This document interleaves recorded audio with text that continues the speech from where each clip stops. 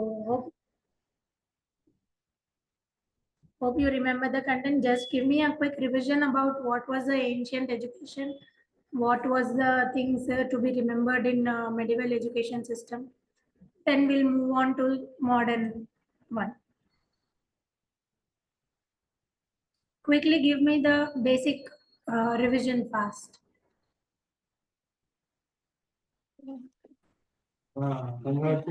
Vedas, ma'am, Brahmacharya.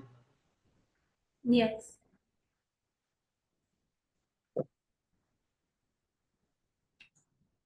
Others who have heard it, what were the things in ancient education? Remember? Guru Dakshina. Guru Dakshina, that is Guru Shishya Parampara. Next. Gurukul, ma'am. Yes, Gurukul system of education.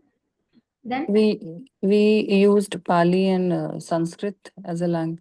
very good. Pali and Sanskrit was used as a medium of instruction. Then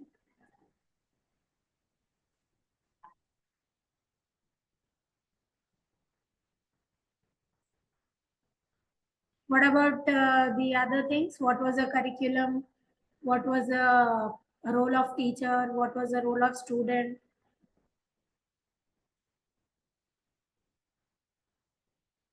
Don't remember? What was the medieval education system? Yes.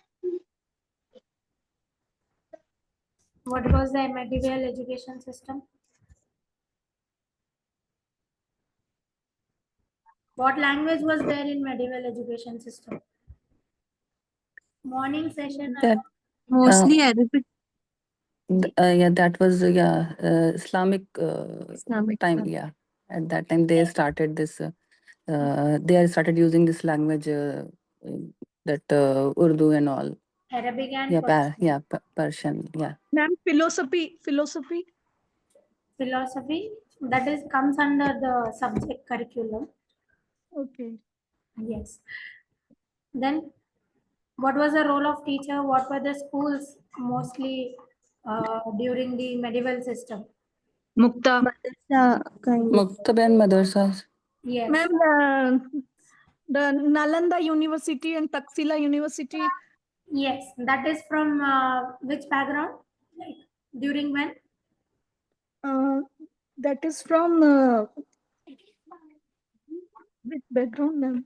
Ancient, I guess. Ancient education. Ancient times, yes, ancient times. Yeah, ancient education. There, these Nalanda and Takshila universities are famous universities. Land they were mostly preached, all the contents. It was like a international university. Okay. Then coming to the British time colonial education system, what were the features?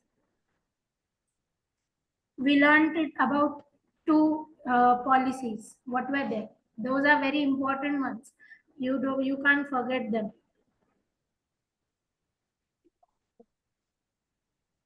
What were they?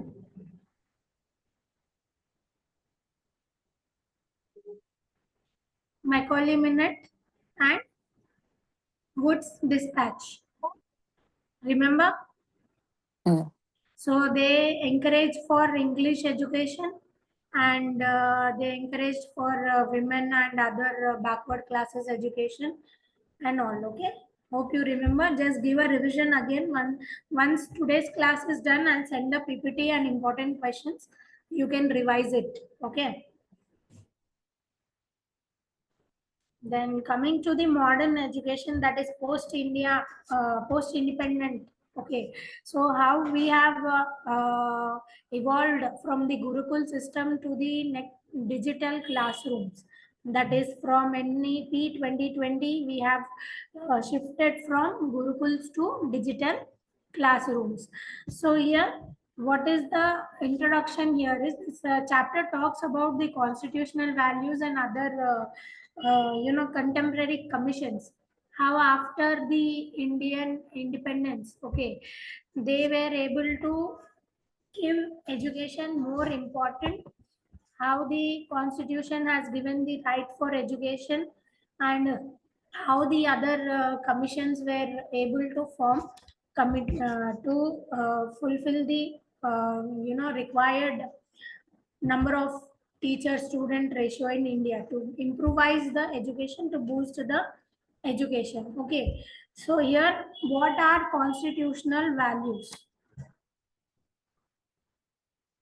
What are constitutional values? Means here simply to remember whatever the principles the constitution is giving us, providing us. Okay, the justice, liberty, equality. See, here are the foundational values here: sovereignty, socialism, secularism, democracy, republic. Okay, so what is sovereignty here? It is acknowledging India's supreme authority. Means India is not under any other control, external control. This is independent for its own affairs and functioning of the country. What about socialism is it provides us the social and economic equality. Means it doesn't give us any drawback for the caste system or gender discrimination. It is telling that socially everyone is equal in eyes of law, and economically there should be equal opportunities for everyone. Okay, what about secularism? It is the neutrality to different religions. In India we have a lot of different religions. Okay, the so many other languages and all castes and all, there are so many things in India. It is a diverse country. So when it is a diverse country, we feel that there can be a possibility that the one caste is superior and one is inferior. They may get the caste discrimination and all, or some other religion is in majority and the other religion is in minority, so they can become superior and inferior like that. So to avoid that, everyone, every religion, every caste is given equal opportunities, equality in our country. Then democracy, here it stands for electing the representatives. So here it is not like the king's rule or the something like that. So we are electing the person, okay, as the representative whom we want to do our work.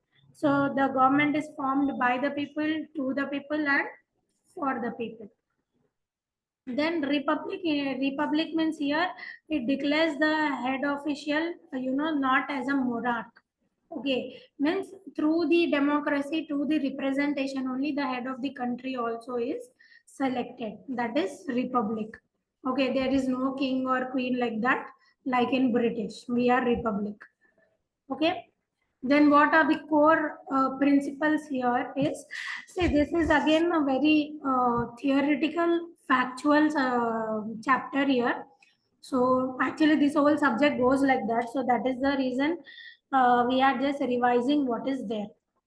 Okay, so just explain me what are these. I want an interactive session. See, everything is on the screen now. Okay, so what are the core principles, what it means by justice, what it means by justice?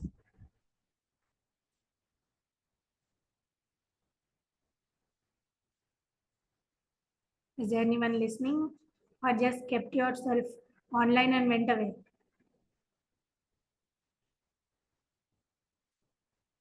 Ensure social, economic, and political justice for all citizens. What does it mean, justice?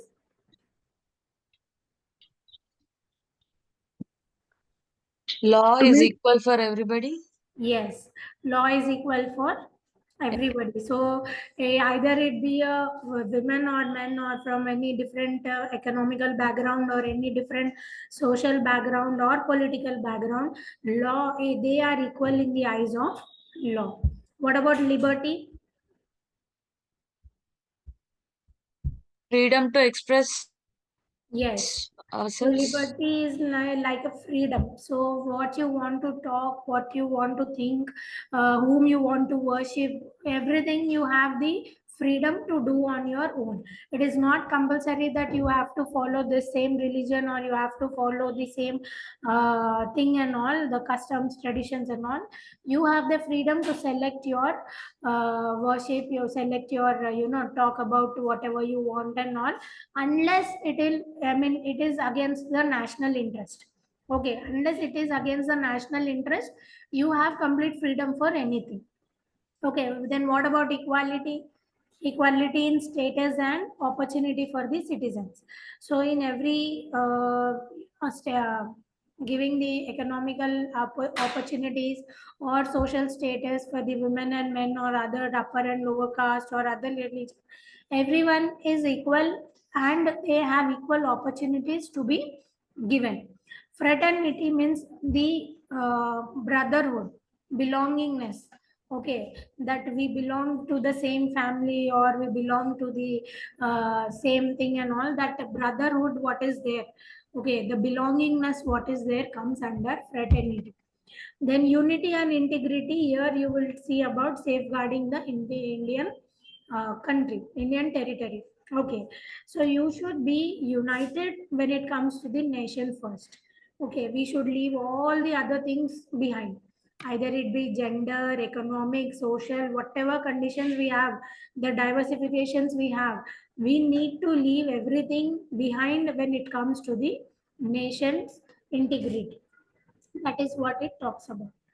Then these are the main other articles through which which are included in the Indian Constitution for encouraging and boosting the education system in India.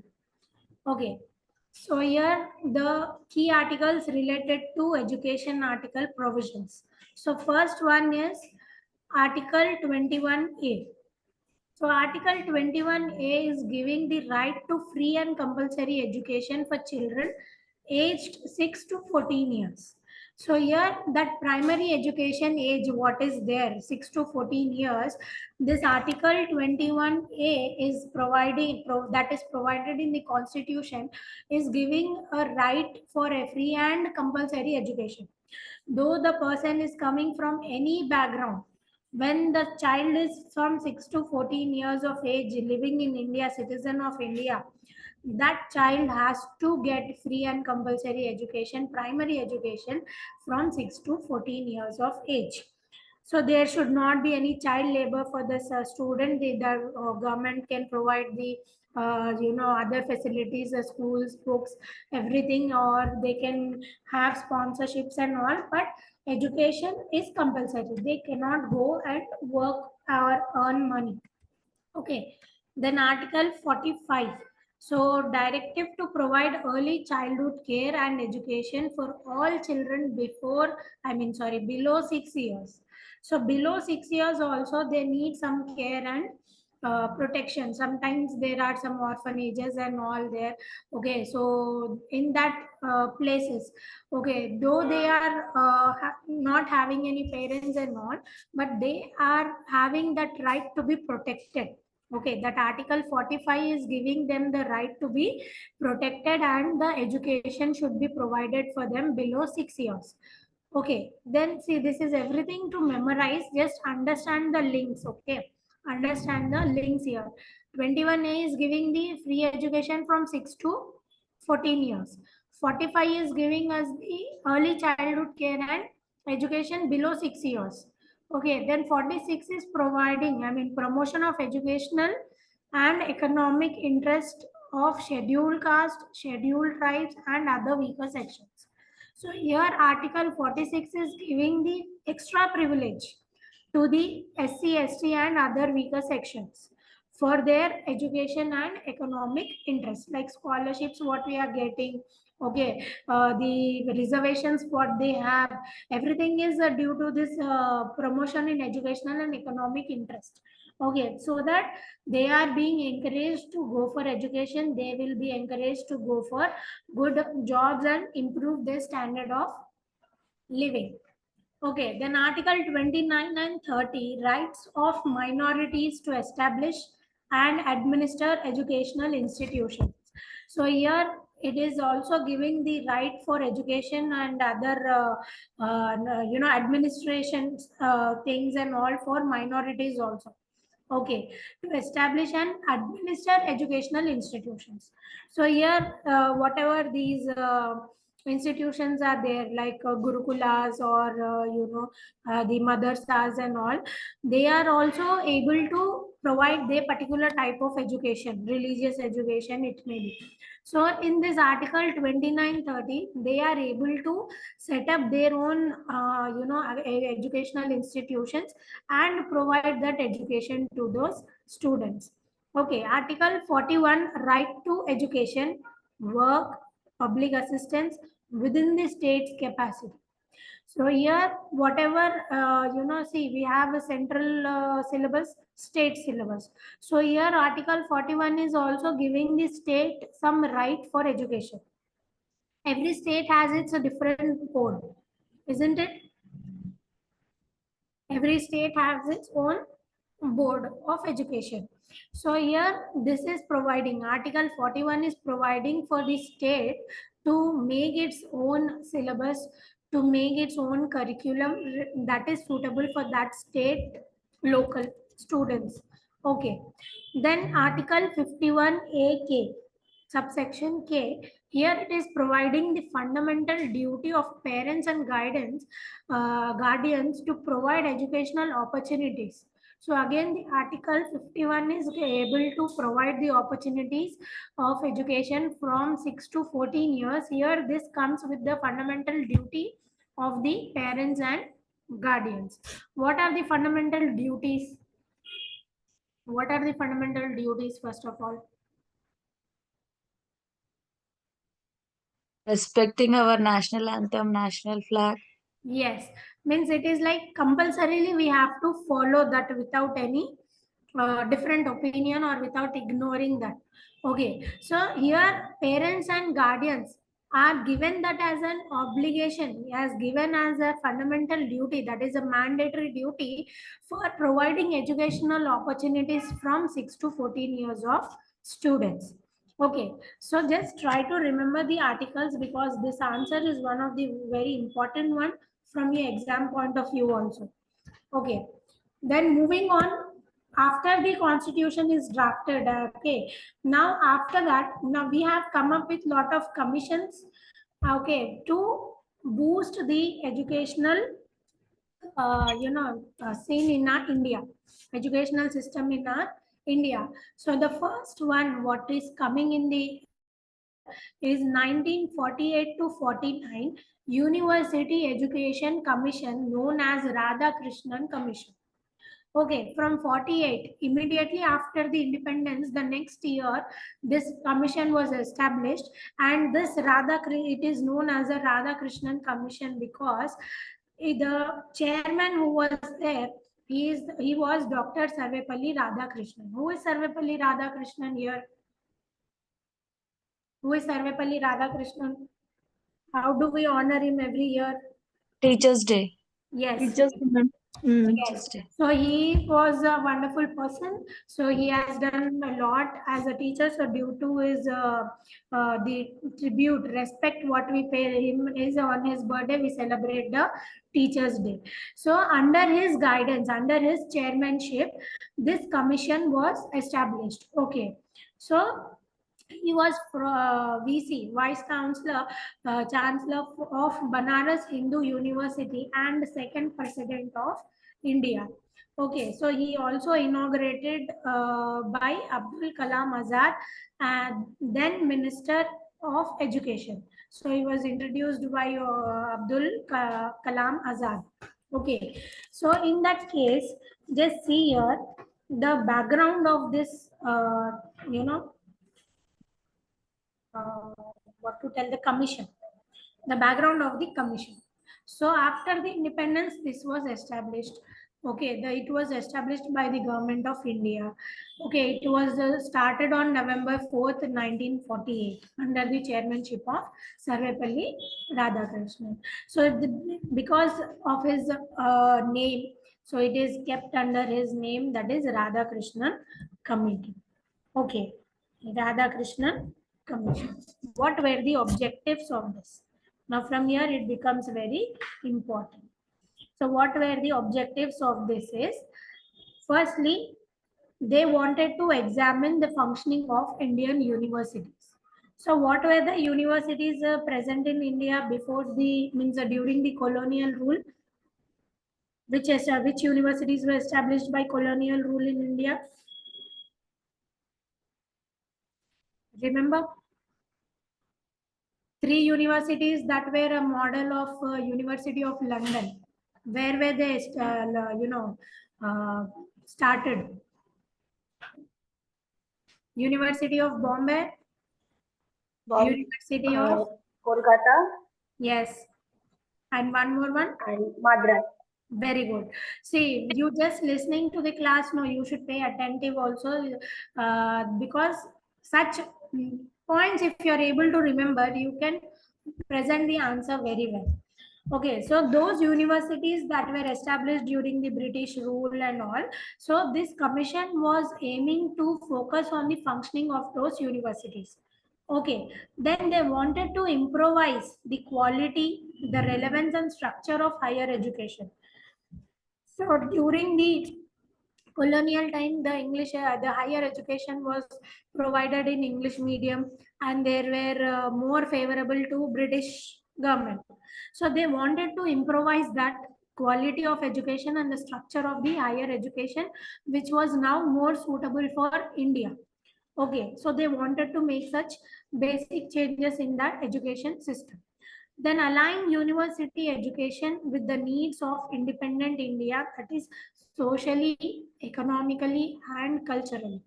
So now they wanted the education system that would be more suitable for India, independent India, because we have a diversification in the languages, in the customs, traditions, religions, and all. So socially, economically, culturally, the education system should be suitable for the Indians. They wanted to go with that alignment in the university education.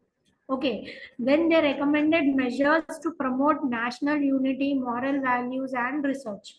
So they also wanted to boost up the national unity. What the unity, due to what unity we have got independence, they wanted to keep that continuation, including moral values and going for further research and development. Okay, so the main objectives were for this. Then what the Radhakrishnan Commission have gave the recommendations. Firstly, when it came to the university education, it wanted to develop spiritual, moral, and intellectual values of students. So if you see in so universities, educations, you have the courses related to music, you have courses related to arts, you have courses related to yoga. So here, what are these music, arts, yoga? They mostly come from the spiritual or the particular field. Okay, so they help for more of spiritual growth. So here they wanted such things to be included in the Indian education system, which could develop spiritual, moral, and intellectually all the Indians who are going for the higher education. They also wanted to promote democracy, freedom, and social justice. So the principles what we have in the constitution, they wanted to promote this among the Indian citizens. Okay, they wanted to know the true form of the democracy. They wanted to give the complete freedom to Indians to elect the most suitable person, and the social justice also should be properly where like how B.R. Ambedkar wanted the SC/STs to get more proper privilege in the society. Okay, the equal privilege in the society. So such things they wanted to inculcate in the Indian citizens. Okay, then encourage scientific temper and research. Now they also wanted to improvise our scientific technology, scientific knowledge. Okay, if you see here, during almost just before the independence, Vikram Sarabhai. How many of you know about Vikram Sarabhai and Homi Baba? Do you know about these people? Yes, ma'am. Yeah, can you please tell me about these people? Let your friends know about them. They were the famous scientists of India. Yes. So, however, to encourage such scientists from Indian background, they wanted to go for scientific temper and research. So, under such a guidance of such scholars, they wanted Indian citizens to become self-reliant. They wanted to Indian citizens to go for more of research and development. Okay. Then prepare youth for national service and leadership. So they also wanted them to go for national service and leadership. Now they don't wanted any slaves in the country or anyone who is suppressing the other community or person. They wanted everyone to be one of the strongest person and keep the nation's interest first and also be like a good leader. What are the basic qualities of a leader? What are the basic qualities of a leader? To take the decision without partiality. Very good. Next. Only one. He or she should be punctual and dedicated Yes. towards their responsibility. Yes. Are leaders What- born or made? A leader should listen to his followers Yes. and try to give the freedom to them so that they feel like, connected with the leader. Yes. He should be able to unite everybody and strive for one thing, whatever the law. So these qualities, what you have mentioned, the Radhakrishnan committee wanted in almost every citizen of India who is going for university education to get such qualities to, because during that time there was a lot of illiteracy in India. Okay, there were many people who did not go for schools, who did not have good proper basic primary education. Only schools during the British time also, oh, they wanted everyone to join the schools, but only elite people could go, not the lower caste people or low economically backward people couldn't go.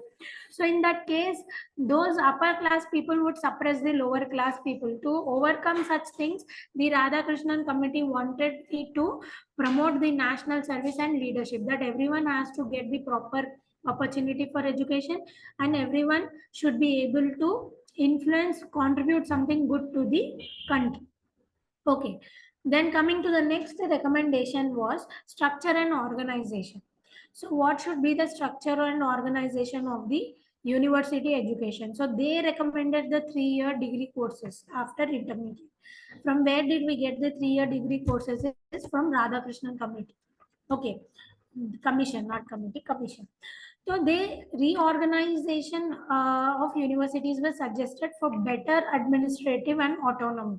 So the people who were taking care of the universities, okay, the faculty members, the teaching, non-teaching staff, and all those administration works should, they were again restructured, reorganized, so that they could be more efficient in working for further generations.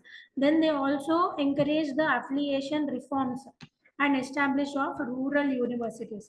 So the affiliation now, the Usmania University affiliation, it is not that only that particular university will provide with the education.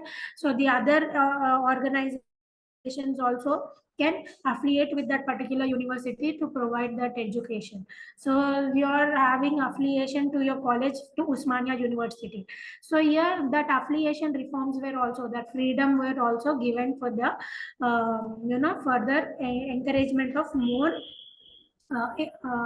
institutions, establishment of more institutions that could boost more institutions in the society.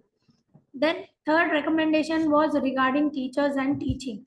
So they wanted teachers role to be well qualified, adequately paid and respected as nation builders. Because see, in nowadays schools, how teachers are treated, They are treated worse than labor, I feel, in some schools, because they are completely monitoring the teacher on the camera. They are not allowing them to sit in the class. Okay, so don't even give freedom for a teacher to scold or scare the student for getting them in the line. During the earlier times, it was not. The teacher was given freedom to mold the student. Now the student, if the teacher is shouting at the student also, next day immediately the parents are coming and shouting at teacher, fighting with teacher without giving any respect to the teacher. Means here this commission actually, from start, teachers were given the proper respect. They wanted teachers to be given proper respect, with proper training to the teachers. They should be well qualified with the subject knowledge, and mostly they should be adequately paid, because that is a very dignified profession, and they are the nation builders in reality. They get the dreams in the children's imagination. They could inculcate them into them, okay, values and all. So they are building up the future generation. So they should be respected and well paid for the contribution what they are giving to the society. And the UGC, that is University Grants Commission, also coordinated for standards and funding. Okay, they also coordinated for providing with proper standard and um, funding with the schools and colleges. Okay, then coming to the when was UGC established? It was in 1953. So because of this recommendation, the University Grants Commission, that is UGC, have been established, which could focus on the standard and quality education and funding. Okay, so now the third next recommendation was about curriculum and examination. So giving the pattern, going from the reorganizing the university with the teachers and teaching role and the curriculum. Okay, then the curriculum should be flexible, balanced, and promote values and citizens. So they didn't wanted any strict curriculum like in Gurukula or Islamic education. They wanted flexible and balanced curriculum, where the child can promote values and citizenship along with the academic knowledge. Okay, so the more emphasis was on tutorials, discussions, and internal assessments. So here in ancient and medieval education, the rote learning, the memorization was more. But this commission that is Radhakrishnan Commission, recommended for more of tutorials, discussions, and internal assessments rather than rote learning. So now the examinations were more serious here. Okay, then introduction of general education courses to develop around personalities. So they wanted the basic general education to be given in such a way that the basic personality development happens at the early childhood. Then moving on, what was the medium? So the medium was in mother tongue or regional languages. So they recommended, instead of English medium, you can go with mother tongue or regional languages as medium, especially at undergraduate level, because it would be more easy and it would be more understandable for the student if they are able to link things with their mother tongue and English, or regional language and English. So that higher education, they was only focused on English medium during the Woods Dispatch and Macaulay time. But later, after independence, they also focused on mother tongue or regional language, because everyone was not able to understand, or everyone didn't had that proper English knowledge. Okay, then English remains as a link language. Here, the education work could be given in mother tongue or regional language. English was only like a link language for the better communication with the higher officials and all. Okay, it was not compulsorily included for this. Then moving on to the religious and moral education, the emphasis was on moral and spiritual training. So here they simply didn't wanted a student to come out with academics and other scientific knowledge. They also wanted the student to come out with proper morals and spiritual training as well. So including yoga and all into the curriculums later on was based on these recommendations, because it could develop the spiritual growth, and it could create a person's more calmness. It could get the person more calm with proper spiritual and physical growth. That education should cultivate ethical values and humanism. So more than being only educated, here the commission wanted a student to develop from ethical values as well, from spiritual point of view, becoming a human first more than a other person who is competing in the world. What was the impact of it? So this was the first major commission on higher education.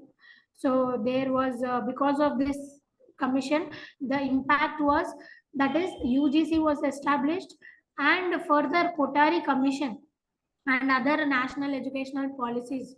Today's NEP 2020 also has the background in this Radhakrishnan commission. Okay, because of some recommendations, some applications, and some drawbacks, the further advancements were happening in the further commissions, leading to the establishment of Kotari Commission and other national education policies. So criticism, what was the criticism here? Negative point here was, it was mainly focusing on the university education, not on primary and secondary education. So here, when we have to go for university level, the basics, the foundation should be very strong. So that comes from the primary or secondary level of education. So if we are not able to make that foundation strong, we won't be able to build a further high university into the mind, university education knowledge into the mind. Like if of building your house, you need the foundation to be strong, then only you can build a house for 5 floors, 10 floors. But if that is not proper, then your building won't be standing properly. So that is the same thing here. The university education should be, basically the foundation should be from the primary secondary education, which was completely or mostly neglected by the Radhakrishnan commission. Then several recommendations what were given during that time were also slow and partial. Just we have come from the slavery, just we have got the independence, so generating the funds provide and starting implementing the things would be very difficult for the country immediately. So that recommendations what were given by Radhakrishnan commission were going slow, where the implementation process was very slow and partial. They were having a lot of financial problem. They did not have proper financial resources to start the things, and they did not have proper administrative skills at that time, because very few were capable of those field, and the education what they had was very little. So they had lot of problems for even getting the administration done correctly. So, in short, the summary of the Radhakrishnan Commission goes like this. It was established in the year 1948 to 49. The chairperson was Dr. Sarvepalli Radhakrishnan. The main focus was reform of university education.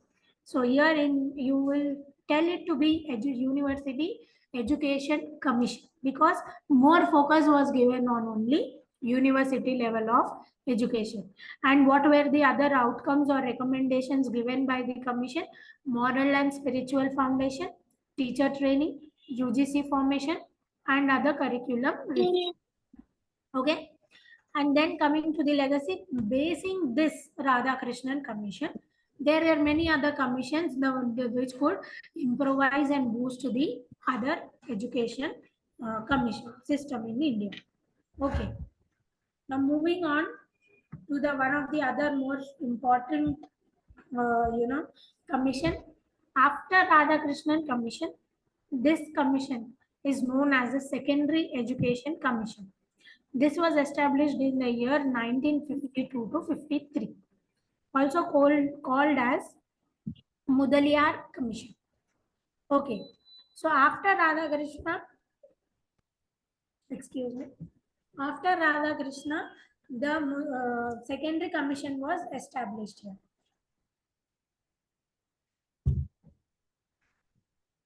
Okay, so here in this commission, as you can see the name Secondary Education Commission, the focus was more on secondary education. Okay, the quality and structure of the secondary education. Okay, so here the government of India again established, appointed this commission on September 23rd, 1952, under the chairmanship of Dr. A. Lakshman Swami Mudaliar, who was the Vice Chancellor of Madras University. Do you remember the Radhakrishna, which university he comes from? Vice Chancellor of which university? Just now we read it. Sorry? Radhakrishna was with which university? Banaras Hindu University. Sorry, Banaras Hindu University, correct. So remember this also becomes very important point to quote it. Okay, so then this Lakshman Swami Mudaliar was from Madras University. Okay, so what he have recommended, or what were the objectives of the secondary education commission was, firstly, examine the existing secondary education system. See, whenever basically, if you see here, whenever any commission is established, what is the first duty they will do? What is the first thing they are supposed to do? Basically, what was already happening in the society or that particular field, they will first examine those things. Then they come up with the recommendations, isn't it? So in the university also, first he saw about the university, how it is going on. Then he restructured it. Same thing here. First he examined the existing secondary education system in India. How the education system, secondary education system is there in India. Then he recommended further changes into it. So whatever changes he made, that was relevant to the needs of the students and society. Okay, that was the more relevant to the students and society. So again, he suggested to promote character, citizenship, and vocational efficiency. So here what they wanted to build up now, instead of moral, spiritual, ethical values, humanism and all, now they wanted to build up a character, citizenship, and here the main focus comes with vocational efficiency. Because why this has come into the secondary education system is, basic thing is, not everyone will go for university education. Some of them only do the education till secondary level and go with their livelihood, their life, to earn money and all. Whatever reasons, it may be financially weak, or the family cannot afford further studies, whatever it is there. So what this secondary education commission wanted is, during the secondary education only, if we are able to focus on vocational efficiency, so that vocational efficiency could help that student to earn some better livelihood in the society. It looks like he is a good educated person, as well as the skills what he learned will help for the livelihood, for earning good livelihood for that student. So that is the reason here again, along with character and citizenship, the focus came with the vocational efficiency. Okay, so here the bridge between the school and the higher education, that gap what was there, okay, that was being filled by the secondary education commission. Okay, then the major recommendations given by Mudaliar. Okay, first is good citizenship and national consciousness. Whatever education is there, if it is NEP 2020 also, that first focus should be on national consciousness only. Then only, when the student or the person is a good citizen, having good national conscience, then he tends to contribute good to the society, definitely. Okay, so that is the first thing every commission or any committee whichever will be launched should keep in mind, that the student or the person should get the education in such a way that he could be able to develop the good citizenship skills and the national consciousness into the mind. Then character formation and moral values also given. See, all are these interlinked. All are these interlinked. So what Radhakrishnan committee has suggested, more or less all the other commissions also suggest the same things with slight changes. So here in Mudliar committee, what was the slight change here? Vocational skills. Just keep such slight differences in mind. Okay. Then provide vocational efficiency to make students self-reliant. Then democratic values and social responsibility, because now we have our own constitution, now we have to follow that own constitution. So after independence, just after independence, so those values should be inculcated in the society. They did not have knowledge about what is constitution, what were the things in the constitution. Only the educated people, very few elite people had knowledge about what was there. People just knew that they were independent, that's it. So to inculcate those things into the brains of the society, okay, to encourage them to know about their democratic values, to know about their social responsibilities, all these things, the commissions were focused on providing this constitutional education as well. That is why we have learned about constitutional values in education. The first starting of today's class was that only. So they wanted to inculcate those things to get it into the notice knowledge of the Indian citizens. Okay. Then develop physical, intellectual, and aesthetic abilities of students. So definitely they wanted physical growth, mental growth, and aesthetic abilities. Means something that you like, arts and handicrafts, whatever are there, to respect that work, to do that work, to keep those traditions into the society, to keep those. See, now in Telangana you get ikat saris, okay, pochampalli saris. So in Rajasthan, I mean in Gujarat, you get bandhani. Okay, so like that, there are places with some more aesthetic abilities. People of that particular region have some special knowledge, okay, that special arts related knowledge or the things like that. So to keep it into the students, not to get those endangered, they wanted to focus on that also. Because if you are able to get those knowledge, so that can come into the curriculum of the vocational education, learning which you can earn your livelihood. If you are able to know how to weave the sari, maybe with some other modifications you will go and weave the sari, and that skills will help you to get the livelihood. So like that, the aesthetic abilities were included here to focus for the better livelihood or vocational skills.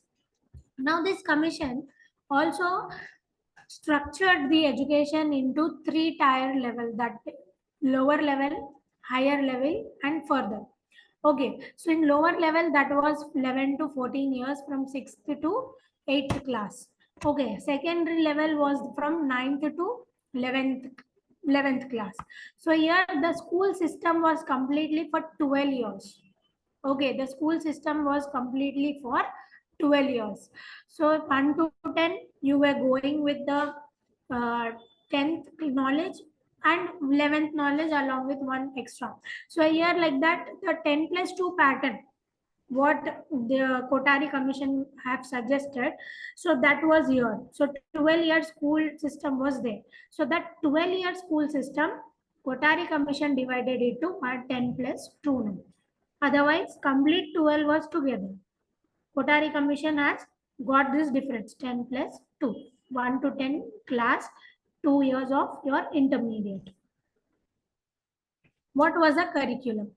Definitely it was balanced, it should be diversified and practical. Why we need practical? Because we have vocational.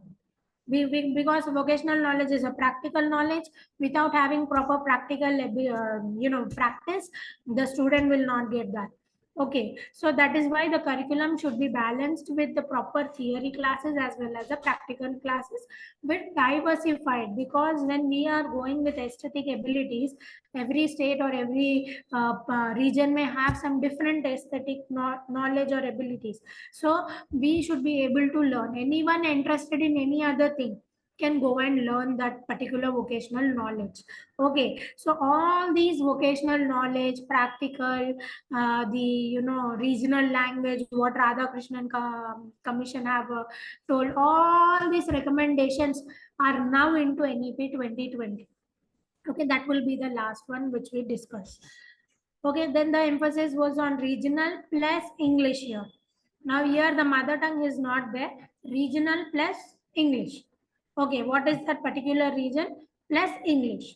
Then science and maths were given more focus. Social studies were given more focus because social studies have the political subject and economic subject. It has our history, it has our geography, so using which we can be able to understand the heritage what we have, the politically what the constitution is suggesting us, how we can boost our economy. So like that we could relate and learn more about the things. Okay, then also arts, crafts and physical education, because it was vocational in nature. Then work experience and vocational training. Again, see, the more focus is on vocational only, because it would help the child to get his livelihood.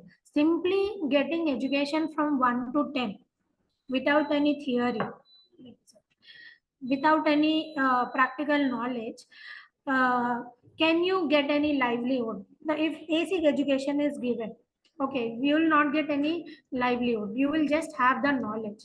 But if you are going with proper vocational training, vocational education, if you are going to learn some painting or carpentry, or weaving something or like that, what happens, you will be able to make those handicrafts, make those crafts and all, helping them to be sold in the market, you can earn money.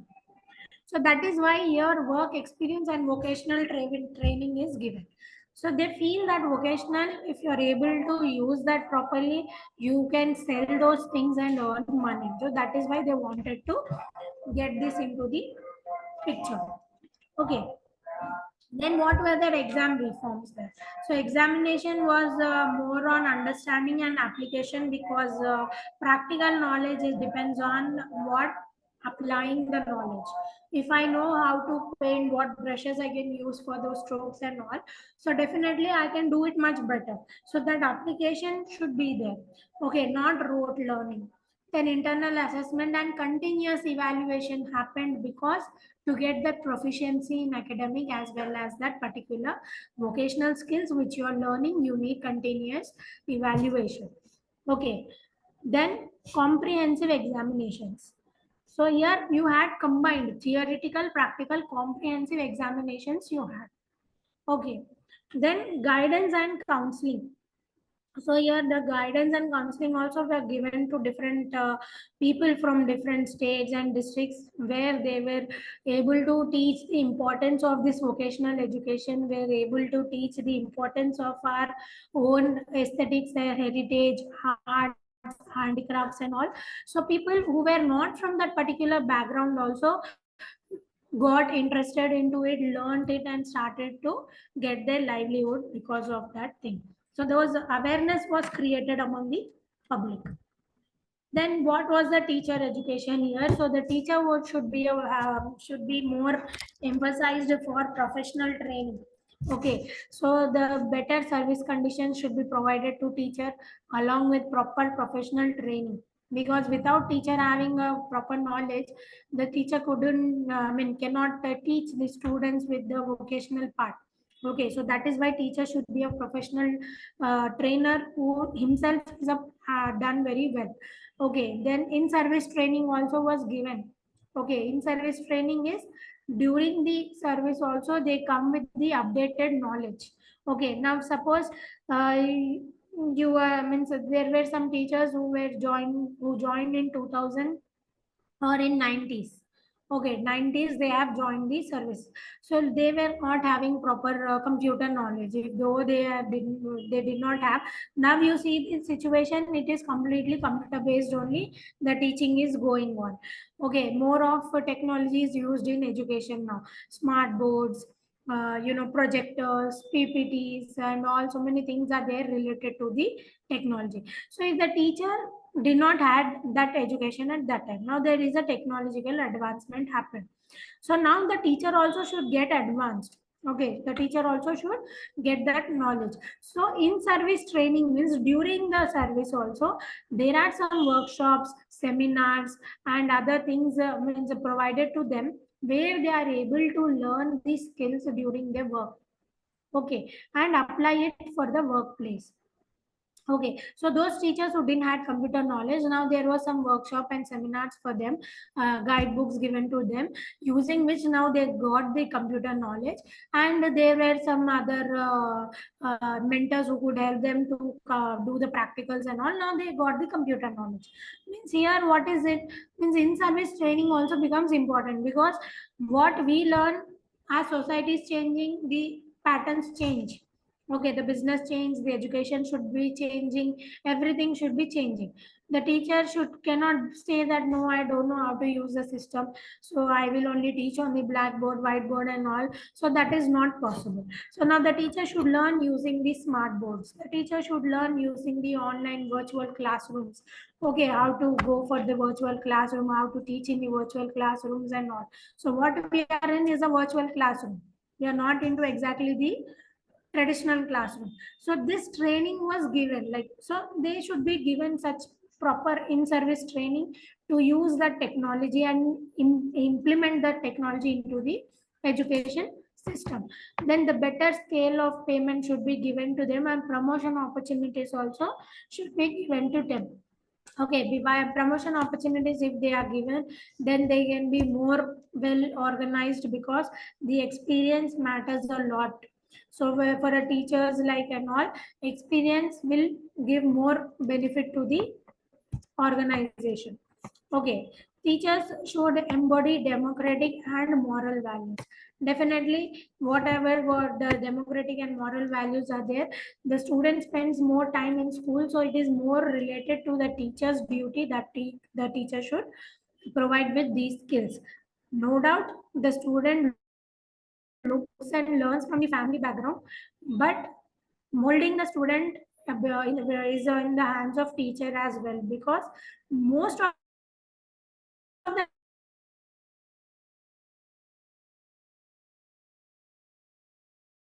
the student will absorb things what teacher is telling more further. Okay, with that what happens is the student can apply it in the society, apply it in the family. Okay, if there's something wrong going on in the family, at least the student will try to analyze that this is wrong, I should not continue that. So that bridge, that fine line is being drawn with these things. Okay, then administration and supervision. Are you listening, able to understand so far? Yes, ma'am. Any doubt so far? No, ma'am. No, ma'am. Okay, so administration and supervision. So what is the problem with the schools was that there was only central authority who has to take care of the school. The government only should take care of the education system. So that was one of the problem. So decentralization of school administration happened here. So the recommendation was to decentralize the school administration. Give the freedom to the state governments, give the freedom to the other organizations to take care of the school administration, so that central government can focus, but complete focus was not possible like them in the independent India with so big territory. So such a decentralization could provide with more of the eligible persons in the society who was more capable of monitoring or administering the society, I mean schools. Then improvement in inspection system for quality assurance. So this was again one of the best recommendations I could tell, but only recommending this would not be enough. It should also be implemented correctly. The inspection system for quality assurance should be in such a way that It should improvise itself. The more personnel should be included here, the more eligible person should be included here, so that the quality is not compromising in education. So for that, proper inspection system was to be established. Then establishment of boards of secondary education.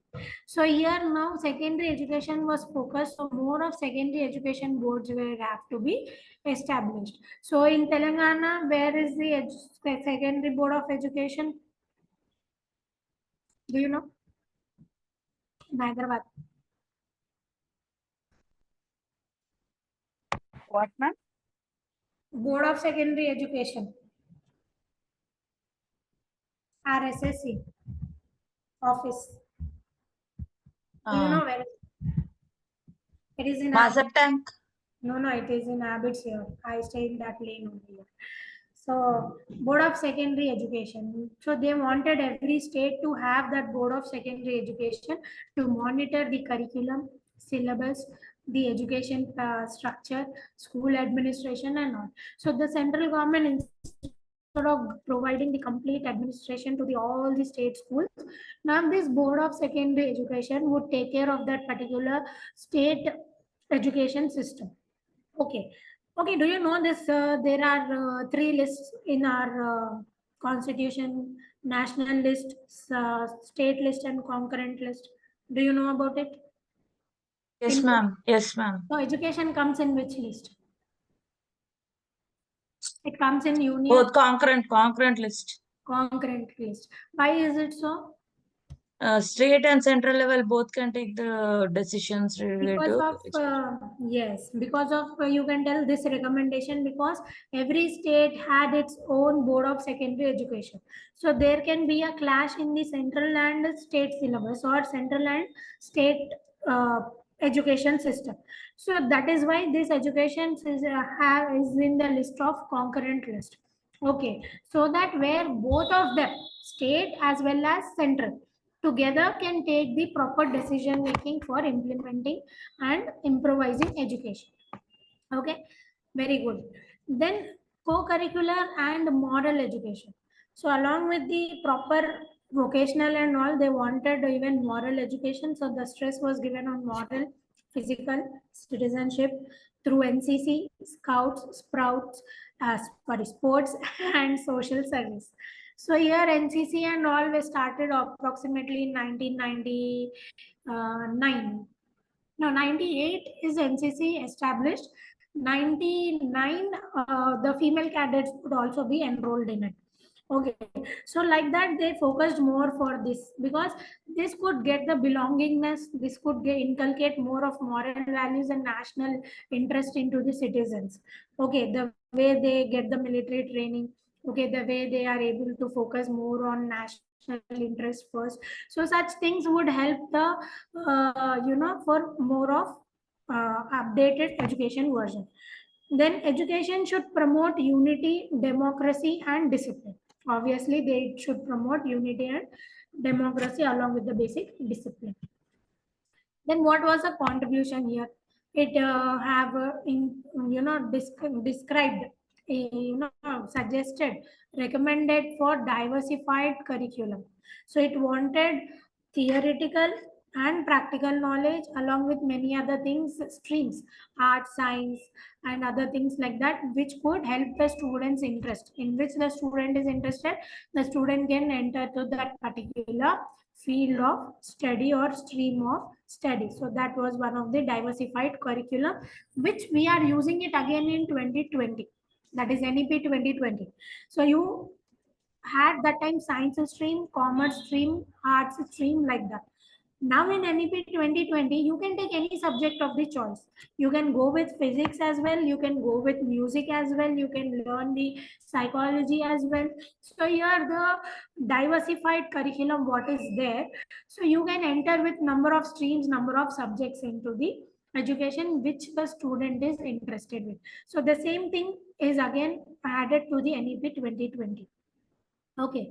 Then examination reforms. There should be continuous and comprehensive evaluation to better understanding of the, how the education system is working actually, whether it is able to fulfill the requirements of what are the recommendations are there and all, to suggest that the education examination should be conducted continuously and comprehensive evaluation should be taking place. Then vocationalization, so that is what the employment and life skills. There was a link between the education and the life skills. So here this could bridge the gap. The vocational skills or vocational education would bridge the gap between the education as well as the employment. So what you're learning, what you're getting the knowledge that you're able to apply and get the life settled. Okay. Then moral and citizenship, the same problem again. Then here the foundation for 10 plus 2. Okay, 10 plus 2, 12 years of education. What was the pattern, the structure there?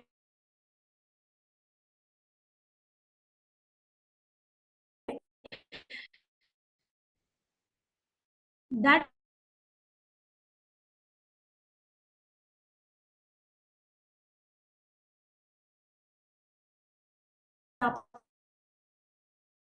A. Lakshman Swami Mudaliar, and it was by Government of India. Reform of secondary education.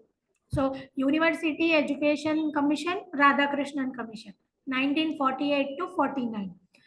Reform of secondary education or secondary education commission, Mudaliar Commission, 1952 to 53. Remember this. Then the recommendation was diversified curriculum, vocational education, guidance, and all. Repeated. 10 plus 2 pattern was given here. Then comes the Kotari Commission. So based on the recommendations given by the Radhakrishnan Commission and the Mudaliar Commission, he further improvised the education system into more efficient way. So Kotari Commission focused on more on modern technology in education. So ICT in education, you are seeing how to use a computer, how to use a Excel sheet, how to make the presentations and all you have in your syllabus, right? So that is what modern technology in education. So we are able to improvise, include the technology and combine it with the traditional education system. Then quality improvement is also important. Okay, the whatever improvements we are doing should be a quality improvement. More of productivity should happen because of this improvement. Okay. Then vocational education again taken here, continued here. Equity and access also continued here. Establishment of national university also happened here. So the Kotari Commission, that was the National Education Commission, 64 to 66. Okay, so it was main focusing on free and compulsory education. So free and compulsory education given in the article 21. So that is what he has adopted here, Kotari. Then three language formula at state levels. Now this was a major, very important recommendation through which we have completed, all of us have completed our education. Three language formula. So what is three language formula here? What are those three languages? Tell me. What are the three languages which we are talking about at state level? English, Yes. mother tongue, Hindi. Yes. So here that particular regional language or mother tongue, Hindi and English. These three languages should be included in the education system of every state, so that whatever regional language or the mother tongue the state is learning, along with that, if they are able to learn English and Hindi, that could be the bridging language, link language for communicating with different state people and different society members, okay, countries and well. Now here he had improvised this education pattern to 10 plus 2 plus 3. So 1 to 10 years of school education, 11, 12, 2 years of your intermediate education, then 3 years of your degree. Who has given this 3-year pattern of degree? Just now we saw. Who has Radhakrishnan. Yes, Radhakrishnan had given this 3-year degree pattern of education. So he has adopted 10 plus 2 from Mudaliar, 3 from Radhakrishna, and he made the education pattern in 10 plus 2 plus 3. So 10 years, 1 to 10, 10 years of school education, 2 years of your intermediate education, 3 years of your degree, graduation. That we all have done through this pattern only. So this again had some other improvements in 86. Okay, so 86 also again there was further improvements. So again in 68 also there were further improvements here. So NEP, National Policy of Education, was here from 64 to 66, then 68, then 86, like that we have got. So in 68, what was the thing here is, what was the thing here is, here the UGC was established. Okay, the UGC was established here, and the Kotari Commission, what the recommendations were given, 10 plus 2 plus 3, then 3 language formula. All those were started implementing in this to strengthen the education system from the school level to the university level. Once the education has done till the graduation level, that is 3 years of that, then further research and development also could be done in the university level. So that was the recommendation given by DS Kotari. So under his chairmanship only, this Kotari Commission was there. So it is named under his name, Kotari Commission. Okay. So here, coming to the aims, what did it aim? Okay, important aims, we got focus on only this all-round development here. So we wanted not only spiritual, vocational and all, we wanted an all-round development of the child, physically, mentally, socially, economically, due to learning from vocational education, then all the ways. Okay, all the ways, morally, ethically, everywhere, overall development of the personality, the character building, everything, morals, ethics, academics, practical knowledge, all-round development was aimed here. Okay, then development of human resources and manpower. Because of this proper the person all-round development, now people got into more of education, understood the importance of education. So we were able to develop more of human resource and manpower.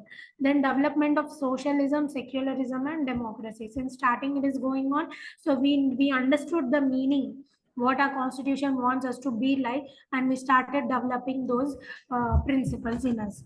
Okay, then international cooperation and peaceful existence also we have understood, and we started inculcating our national interest first and cooperate peacefully with other countries as well.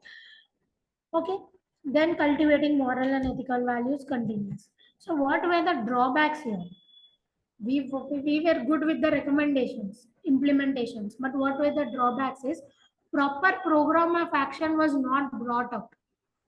So we always tell planning is easy than implementing it. Implementing takes it lot of time. Implementation takes lot of efforts. Planning is easy. You can sit and plan. How many plans you want, we can plan. But when we actually go and implement it, what happens is proper cooperation we don't get. We don't have enough funds. We will not have enough personnel or human resource to imply those things. So that will be the drawbacks in any case. So here also the same thing happened here.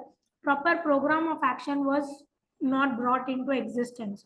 Okay, due to corruption, you can tell, due to laziness, lack of interest and all, there was no proper program action.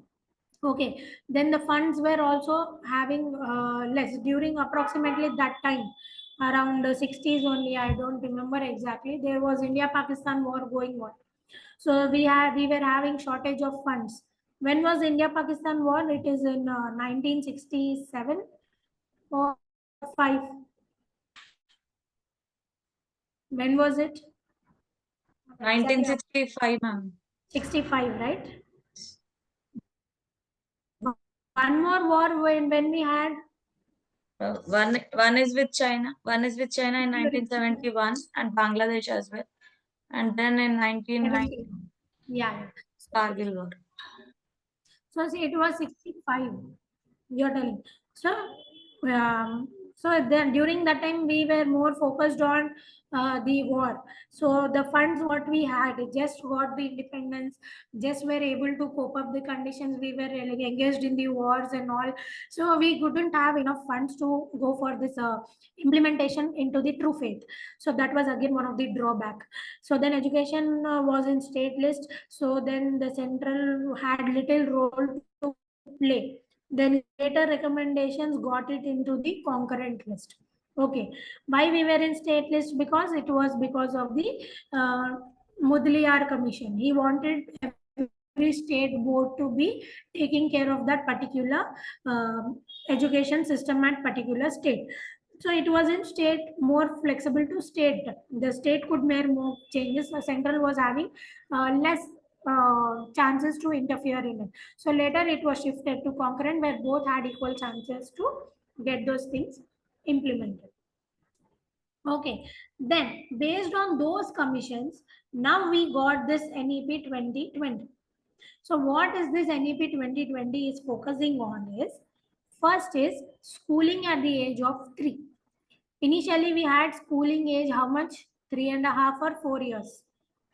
Okay, so now we are getting the age, reduce the age, because children are becoming smart.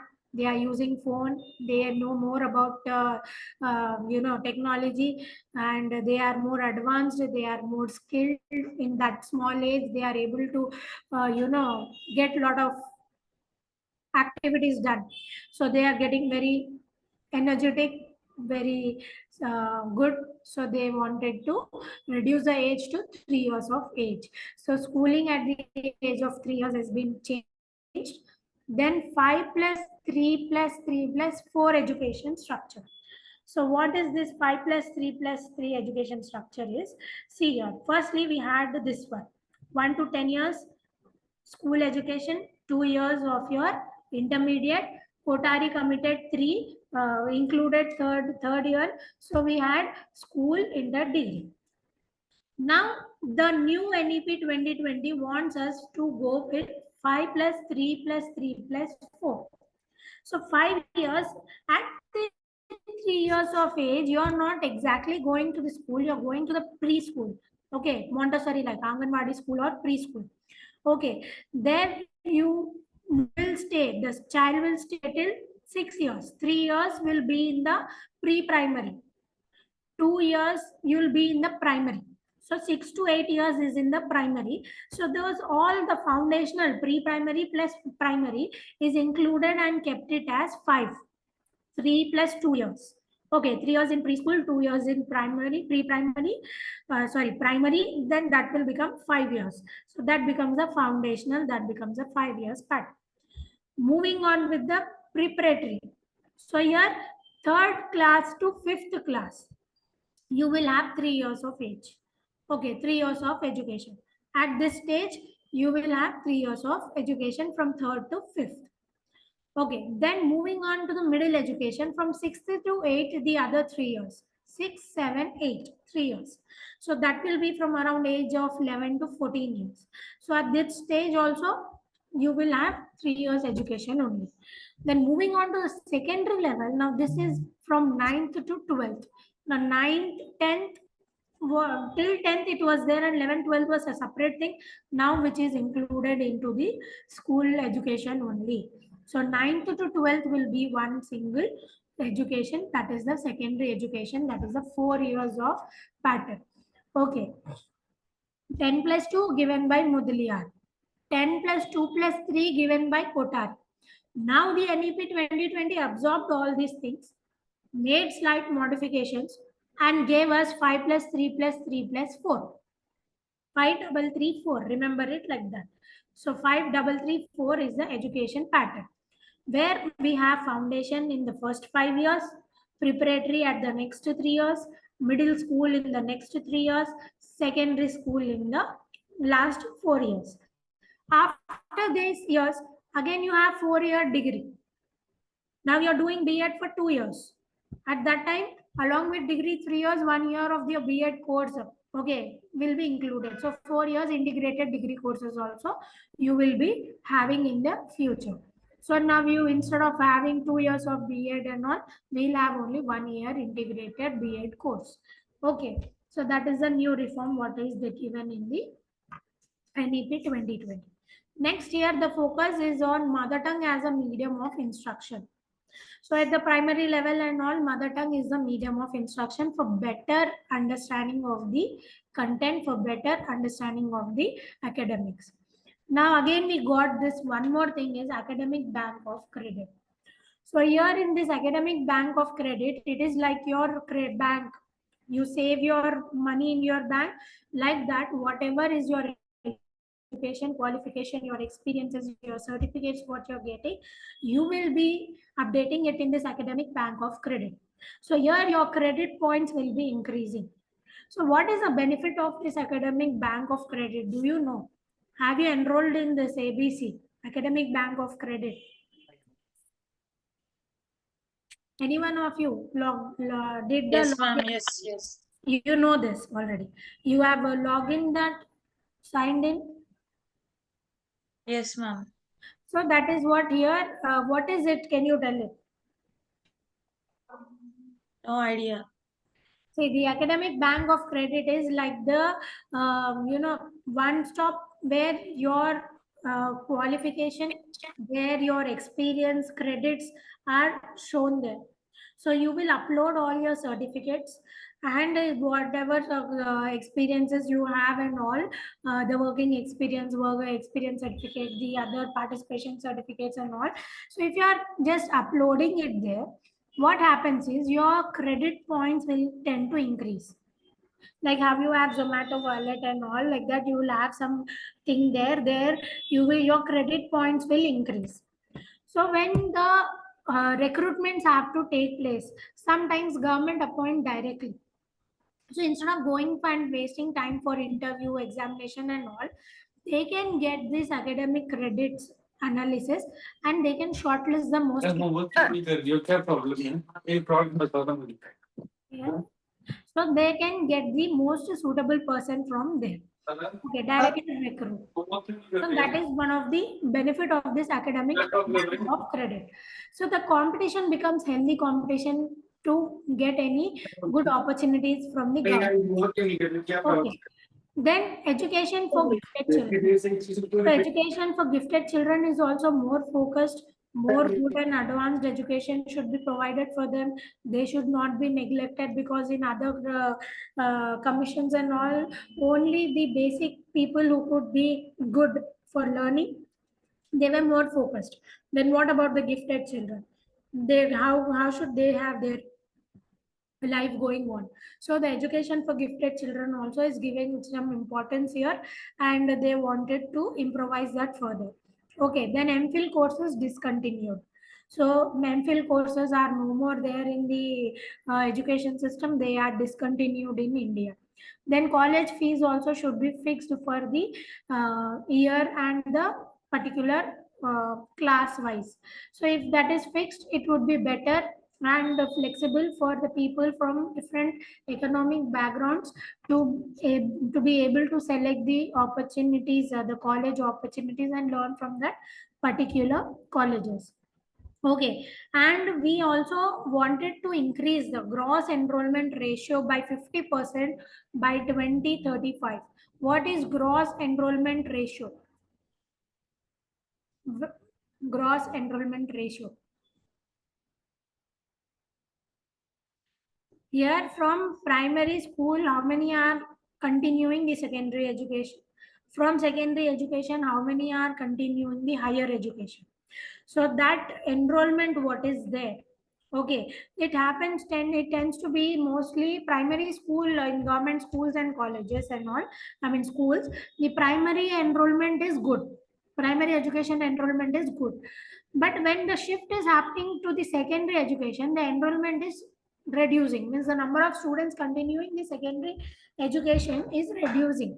If 100 students are doing the primary education, hardly some 60 to 40, 50 members are moving on to the secondary education. The others are discontinuing the education because of the other personal issues, like no proper facilities for female students, no proper washroom facilities, water facilities, okay, sanitary facilities and all. So all these things is helping the girl students to discontinue their education in rural areas and in government schools and all. So because of that, what we aimed is, that is the NEP 2020 is aiming is to increase this ratio, the enrollment, the continuation of secondary education by 50%. More, okay, if 40 are going, I want this by 2020 to 80. So now out of 100 people, only 40 are continuing. So I want it to increase by, 80 students into this secondary education. So by 2035, we have that aim that maximum the continuation of the secondary education takes place. There is no drawback or discontinuation of the education happening to the students. So that proper facilities what they are having, okay, why they are not able to continue the education, those things will be focused, and they will try to improvise the ratio, enrollment ratio to the secondary and higher educations. Okay, then common college entrance exam twice a year. So now the taking will be from June and December, both June cycle, December cycle, like that they will be taking for 2 times. So instead of a child wasting complete 1 year for getting into the college for the next academic year, now he can have 2 opportunities every 6 months you can take. So during that time, if the child is unable to enter into that first time of the examination, he can enter the college during the second time of the second batch. Because what happens is, in intermediate and all, if the 10th, okay, if the student is not clearing the 10th paper, that student cannot go for intermediate education. Okay, the student is getting one opportunity to clear the supplementary. By then, they might be finishing the admissions. If the student is not able to clear the intermediate paper, they will not be able to continue with the graduation because of the admission process like that. So here they are supposed to wait and clear the paper the next year. Okay, I mean enroll themselves next year. So if there is an exam twice, so that 6 months what they are able to save would benefit the child. Okay, then easier board exams. So board exams also would be easier, conceptual base instead of rote learning. Okay, so the board exams should be easy and should focus more on evaluating the person's knowledge and application process. Okay, so that is one of the again important, very important recommendation. Because what is happening is the SSC and all the other patterns, whatever are there, more than going for a conceptual understanding, there is a rote learning happening, intermediate level, degree level, and all. So those things should be taken care of for better understanding of the concepts and applying it in the real life. Then only it makes some value to the education what we are learning. Then again, focus on vocational education and internships from standard 6. So here now we are giving an opportunity for the students to go for internships from the 6th standard itself. Otherwise, internships are given in the school, in college level. But now we are able to give the internships opportunities from the 6th standard. So people who are having good skills and all, they can now go and improvise more further. So that would be very helpful for the child growth. Okay, you have seen so many children in some news and all, that they have done so much, created some technically something good. Okay, so there, that is how the internships could help them. So that if we are able to inculcate in our education system, now the future generations of India are much smarter, so they can improvise their knowledge and they can do much better to the country's prosperity. Okay, Then no separation of arts, commerce, and science. We already seen due to the this university level Radhakrishnan Commission. We have seen there was different streams given opportunities. So we told that in the NEP 2020 now we can go with any of this stream. You can take one subject with the science stream. You can take one subject with art stream. You can take one subject with the commerce stream. So the subjects are customizable, and also things are that streams you can shift. There is no strict and hard that if you are doing commerce you will only go to commerce field. If you are doing science you will only get a scope and future in science. It is not like that now. So there is no separation between any streams. You can go according to your interest. Okay, then the last one, the main objectives, what are there? Okay, the main objectives what were there were to improvise the teaching and training quality. Okay, so they wanted to improvise the teaching and training quality of the teachers, and the students wanted in government regulatory. What is regulatory is to control things. Okay, to control things. So if you are able to control, regulate things from deviating wrong, so that would be a better opportunity. Okay, so here whatever the commissions previously suggested, the regulatory bodies, they have not done that good to the further education system. So now there are separate regulatory bodies who are focusing on the education system. They will keep monitoring on the teacher recruitments, teacher training, how curriculum and all. They focus only on this particular points. So there are some regulatory organizations, bodies that are being appointed by the government. Okay, then they also promote lifelong learning initiatives. So they are giving opportunity for the student to go for lifelong learning. So here what is the opportunity is, as I told, there is a 4-year degree now, integrated degree course. Every year you can get one certificate. Every year, clearing the first year of your graduation, you will get one certificate, and you can if you're not interested to further continue with the 3 years, you can leave that. Second year you will get one certificate giving you the giving you the information that you are cleared your 2 years of graduation. So other 2 years, if you're wanting to continue, you can continue or discontinue the education. So here presently how it is there, if you are able to complete the 3-year degree, only proper certificate will be given, provisional certificate will be given to you. Otherwise you will have only your sem memos or year memos. But now it is not like that.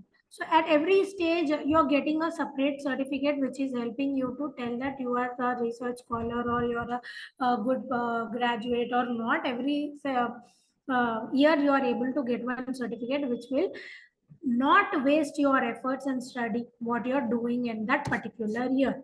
So you can get jobs based on that bifurcation as well. So that is what lifelong learning. Secondly, now you have some 7 years of time.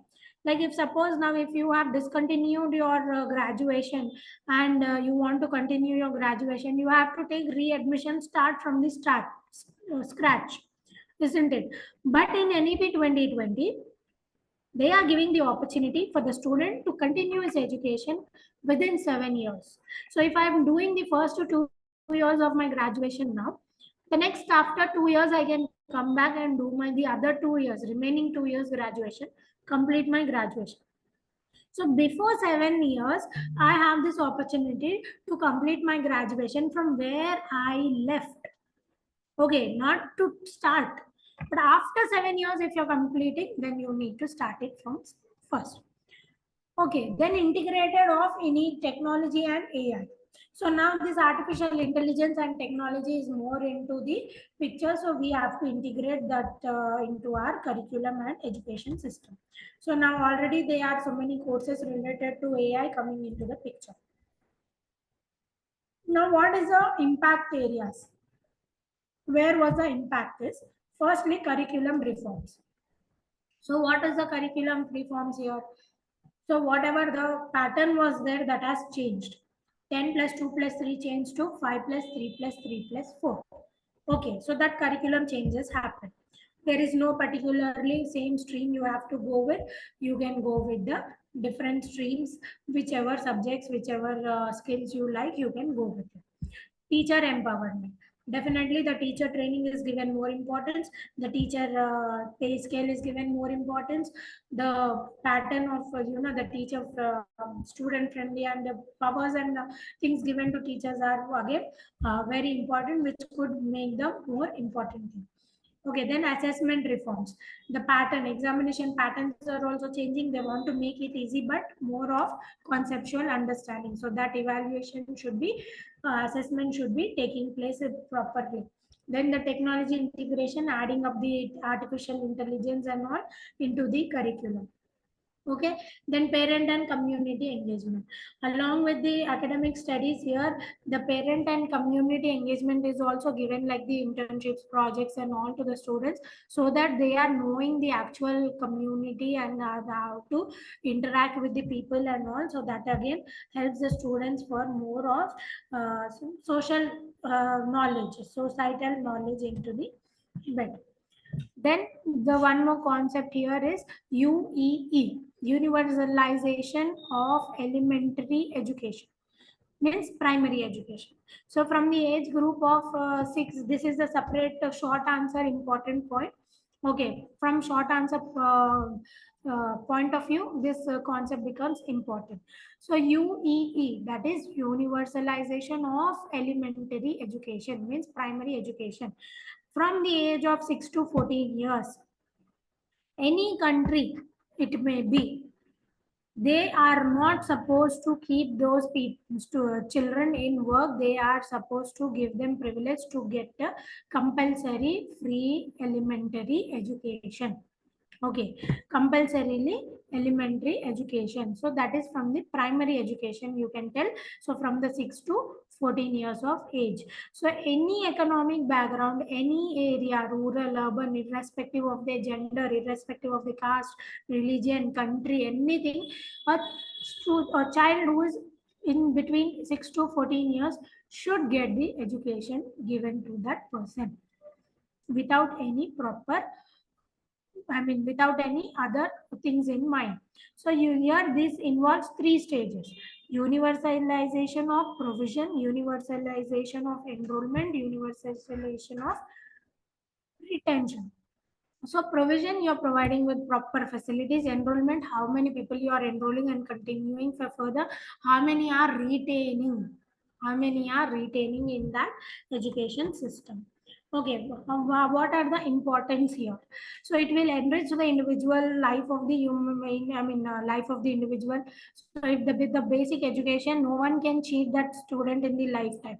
Okay, with the basic education, what he has, the calculation, the basic maths, the basic language, or the basic knowledge how the world works, the solar system, and the science, the respiratory system, and all this basic education, what is there, at least they will be enriched in their life with the basic knowledge of how the world works, how the society works, how the individual works, and all these things. Okay, then promotion of values, mutual appreciation, tolerance. So they will learn these things also, because if without proper guidance, they may not be able to learn patience, knowledge, mutual understanding and all. But with education only, they will be able to learn. Okay, then political and social life participation, to know the basic democratic values, to know what is the basic principles of our constitution, secularism, democratic values, fraternity. So to know these basic things, we need that basic education, basic vocational ability, efficiency, what to do for livelihood, basic things. Okay, then upgraded skills. If further interested, so with that basic knowledge, the student can go with the enrollment into secondary and higher education and improvise the ability and vocational skills. Okay, then improvement in quality of fellowship and leadership. So here the quality is also improvising, because any person who wants to become means a leader, the basic things he should have an idea. Without basic things, knowing basic things, you cannot go approach people and influence them in the wrong way. So to influence people to become a proper leader, to motivate them or encourage them, influence them, ultimately the basic knowledge we should have as being a leader. Okay, driving benefit from new knowledge. So definitely the basic knowledge becomes a foundation for the new knowledge. Then promotion of culture.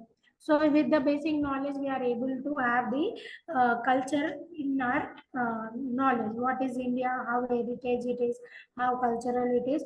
Without having those things, we cannot survive in India. We cannot know good about India.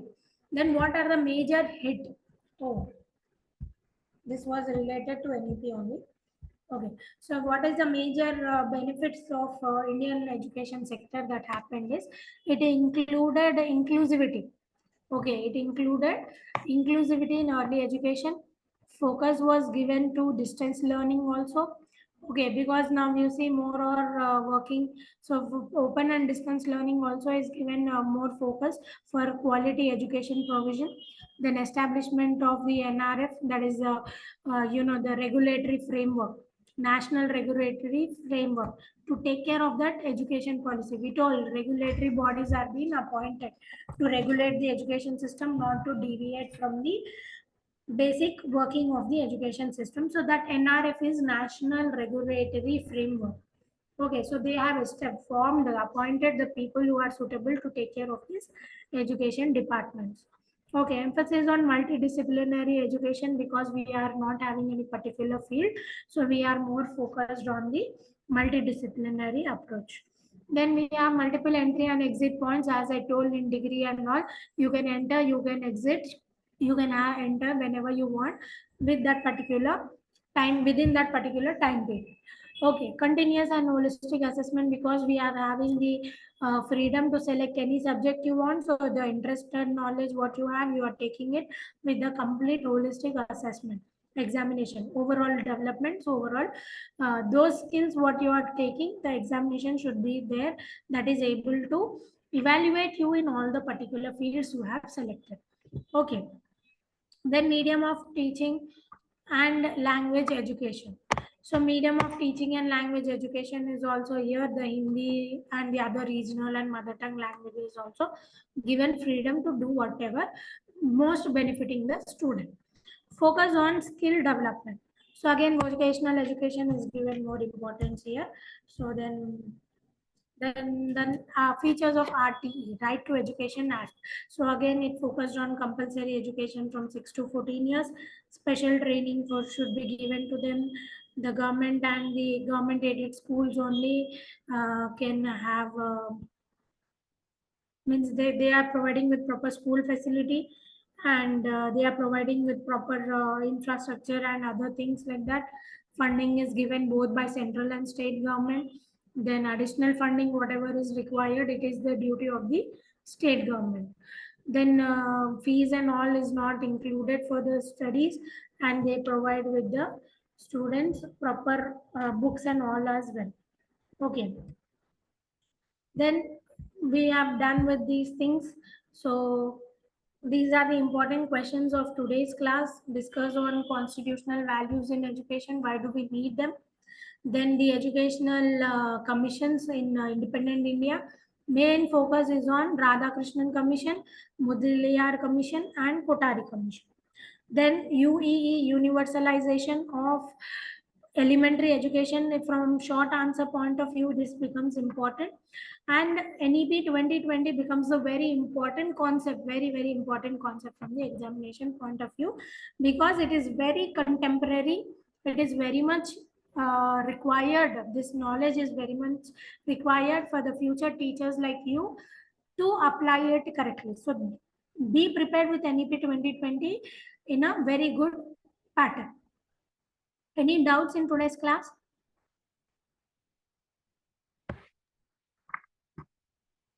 Did you understand the concepts today? Yes, ma'am. Any doubts?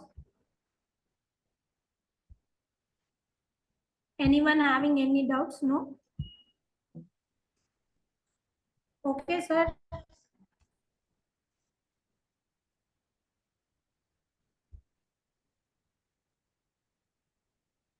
Any doubts? No? No, Okay, ma'am. sir. I think done with the class. the important questions, I'll just forward it in your, I'll forward to you. You can forward to the students. Do you want PPT? Shall I send PPT also? Yes, Yes, ma'am. ma'am. Okay, the complete policy and history of Indian education from the all the 5 chapters what we have gone through. Exam point of view, all the important content is in only one PPT, single PPT, 180 slides. Okay, you can Ma'am, take short notes. question. Yes, I have a question. yes, ma'am. Uh, we have so many commissions, and apart from what you have mentioned in the class, there are many more commissions in the textbook what we Yes, have got from the college. yes. So, is it okay to read only these commissions what you have Yeah, mentioned in the yes, ma'am. These are the main, the turning points for the Indian education system. Others, more or less, again utilized their recommendations only. So these more commissions only become more important. Kotari Commission before NEP 2020 also we followed the Kotari Commission only. So what were more into use or what were more suitable for Indian education system. So if you are able to learn these 3 commissions, that is will be more than enough for you, because and otherwise more or less slight changes are there, but most of the recommendations are taken from these 3 only again.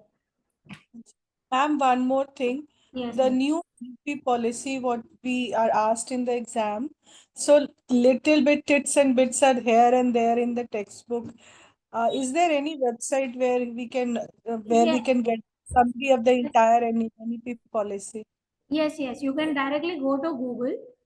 You can click on NEP 2020 final draft. You will get the complete PDF of that NEP 2020. Uh, But Complete.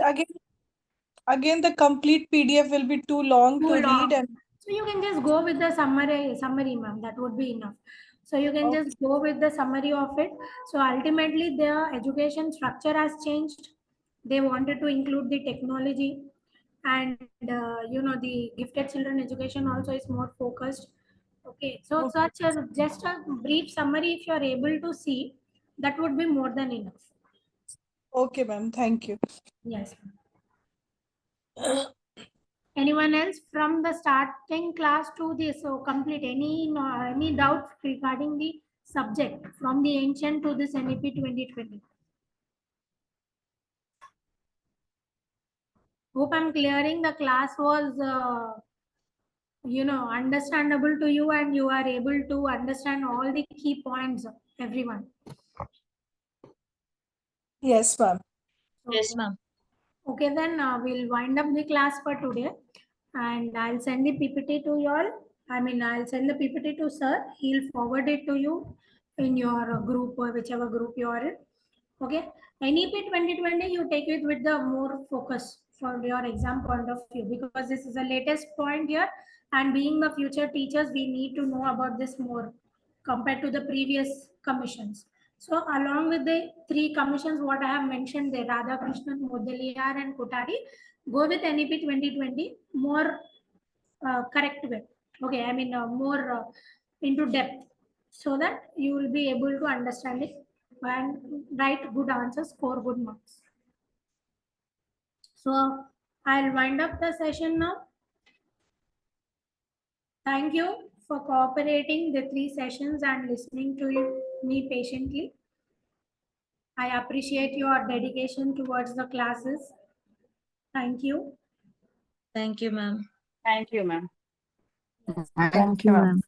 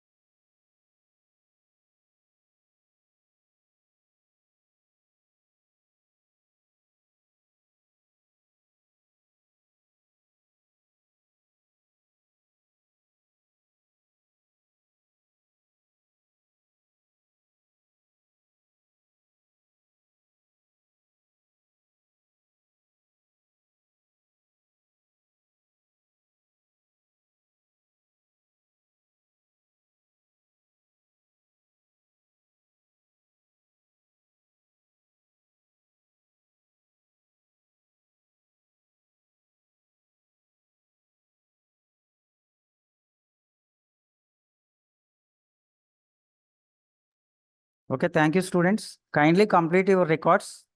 We will give we will give the submission date. However, we given the submission date at the time of second semester hall ticket itself. We given one circular also. Thank you. Happy Sunday. Thank you, sir. Thank you, sir. Thank you. Madam will give the important questions and as well as the PPT. I will share you within couple of days.